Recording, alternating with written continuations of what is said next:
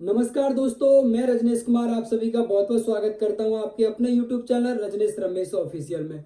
भाइयों, आज की वीडियो में हम बात करने वाले हैं लोकसभा क्षेत्र कन्नौज के बारे में। लोकसभा क्षेत्र कन्नौज 2024 के लोकसभा चुनावों में एक उन हाई प्रोफाइल सीटों में से है जहां बड़े प्रत्याशी चुनाव मैदान में है।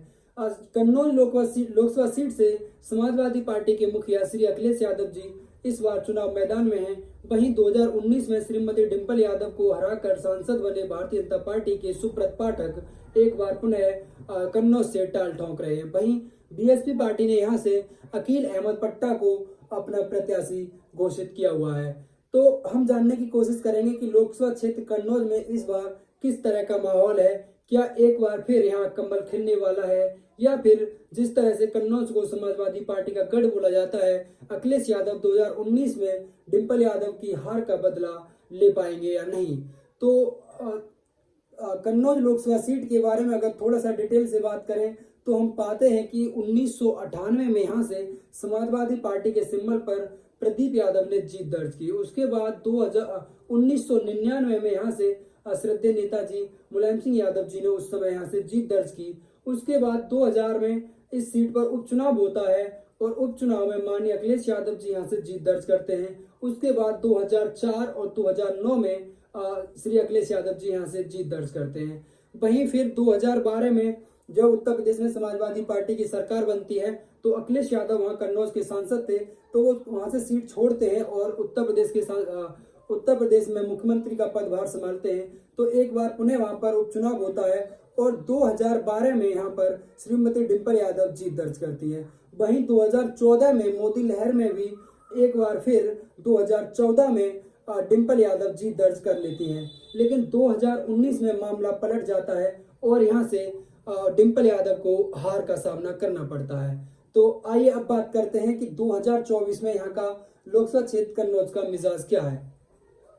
तो भाइयों, यदि मैं लोकसभा क्षेत्र कन्नौज की बात करें तो लोकसभा क्षेत्र कन्नौज में 5 विधानसभाएं आती हैं और उन 5 विधानसभाओं में छिबरा मऊ, तिरवा, कन्नौज, विधुना और रसूलाबाद, ये 5 विधानसभाएं लोकसभा क्षेत्र कन्नौज के अंतर्गत आती हैं। भाइयों, हम समझने की कोशिश करते हैं कि 2022 में अभी उत्तर प्रदेश में विधानसभा का चुनाव हुआ था। तो पहले हम इन 5 विधानसभाओं पर किस पार्टी के प्रत्याशी को कितना कितना वोट मिला था वहां से थोड़ा समझने की कोशिश करते हैं और फिर समझेंगे कि इस सीट का जाति गणित क्या कहता है और इस सीट के जो राजनीतिक विशेषज्ञ हैं उनका यहाँ पर मानना क्या है। तो बात करें छिबरा मऊ सीट की, तो छिबरा मऊ में समाजवादी पार्टी के प्रत्याशी को 1,23,662 मत मिलते हैं। वहीं बात करूं भारतीय जनता पार्टी के प्रत्याशी को 1,24,773 मत मिलते हैं और बीएसपी पार्टी के प्रत्याशी को 22,000 मत यहाँ मिलते हैं। अगली विधानसभा तिरवा पर बात करें तो समाजवादी पार्टी के प्रत्याशी को 1,01,481 मत मिलते हैं। वहीं बीजेपी पार्टी के प्रत्याशी को 1,06,089 मत मिलते हैं। बात करूं बीएसपी पार्टी कैंडिडेट की तो उन्हें 23,092 मत बीएसपी पार्टी के कैंडिडेट के पक्ष में पड़ते हैं। बात करें लोकसभा क्षेत्र कन्नौज के अंतर्गत कन्नौज विधानसभा की, तो कन्नौज विधानसभा पर 1,14,786 मत समाजवादी पार्टी के कैंडिडेट को मिलते हैं। वहीं बात करूं बीजेपी पार्टी को तो यहाँ पर बीजेपी कैंडिडेट को 1,20,876 मत उन्हें मिलते हैं। बीएसपी पार्टी के कैंडिडेट को यहाँ पर 26,239 मत प्राप्त होते हैं। चौथी विधानसभा है विधुना, और विधुना पे बात की जाए तो समाजवादी पार्टी के कैंडिडेट को यहाँ पर 97,257 मत प्राप्त होते हैं। वहीं बीजेपी पार्टी के प्रत्याशी को महज 89,492 मत प्राप्त होते हैं। बीएसपी पार्टी के प्रत्याशी को 32,220 मत प्राप्त होते हैं। आखिरी विधानसभा रसूलाबाद से समाजवादी पार्टी के कैंडिडेट को 70,271 मत प्राप्त होते हैं। तो वहीं बीजेपी पार्टी के प्रत्याशी को 91,783 मत प्राप्त होते हैं और बीएसपी पार्टी के कैंडिडेट को 28,189 मत प्राप्त होते हैं। भाइयों, हम अगर इन चीजों से समझने की कोशिश करें तो हम पाते हैं कि एकमात्र विधुना विधानसभा पर 2022 में समाजवादी पार्टी के कैंडिडेट की जीत दर्ज होती है। वहीं इन 4 सीटों पर छिबरा मऊ, तिरवा, कन्नौज और रसूलाबाद पर भारतीय जनता पार्टी के प्रत्याशी को 2022 में जीत दर्ज होती है। तो यहाँ पर अगर विधायकों का अगर देखा जाए तो 4-1 का अनुपात है, क्योंकि 4 विधायक यहाँ पर भारतीय जनता पार्टी के हैं। वहीं विधुना से एकमात्र विधायक समाजवादी पार्टी के 2022 के विधानसभा चुनाव में जीत दर्ज करते हैं। अब हम समझने की कोशिश करें कि जो मत पड़ा था उस समय, तो वो मत पांचों विधानसभाओं पर कितना कितना मत किस किस को प्राप्त हुआ था। तो मैं बात करूं पहले समाजवादी पार्टी की, तो समाजवादी पार्टी को यहाँ से पांचों विधानसभाओं पर जो मत मिला था वो था 5,07,457। 5,07,757 मत यहाँ पर 2022 में समाजवादी पार्टी को प्राप्त होता है। वहीं बात करूं भारतीय जनता पार्टी की, तो उन्हें 5,33,013 मत यहाँ पर भारतीय जनता पार्टी के प्रत्याशी को प्राप्त, पांचों प्रत्याशियों को प्राप्त होता है। वहीं बीएसपी पार्टी भी यहाँ पर 1,31,740 मत पाने में सफल रहती है। भाई 2022 में अगर अंतर को देखा जाए, तो जहां 2019 में इस सीट पर भारतीय जनता पार्टी के प्रत्याशी ने जीत दर्ज की, तो यहाँ भी उसका थोड़ा सा असर देखने को मिलता है और लगभग हम पाते हैं कि लगभग 26,000 के आसपास मत समाजवादी पार्टी से भारतीय जनता पार्टी को अधिक मिलते हैं। अब बात करूं 2019 के जो लोकसभा चुनाव के परिणाम थे, तो लोकसभा चुनाव 2019 में सुब्रत पाठक को यहाँ से 5,63,087 मत मिले थे। वहीं डिम्पल यादव को यहाँ से 5,50,734 मत प्राप्त हुए थे। और इन दोनों ही प्रत्याशियों के बीच की जो हार जीत का अंतर था वो महज 12,353 मतों का अंतर था। यानी डिम्पल यादव को यहाँ पर 12,353 मतों से हार का सामना करना पड़ा।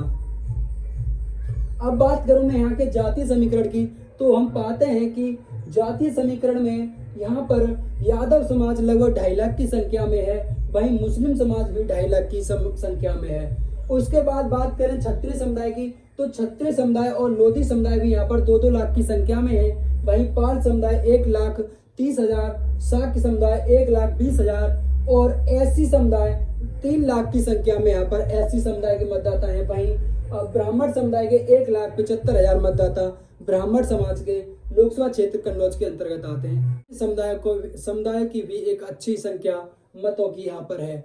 अब मैं बात करूं कि ये जो जाति समीकरण है, जाति समीकरण में देखा जाए तो समाजवादी पार्टी के लिए यादव और मुस्लिम जो कि समाजवादी पार्टी का कोर वोट बैंक है। उसके बाद क्षत्रिय, लोध और पाल और शाक्य ये समाज यहाँ बसते हैं।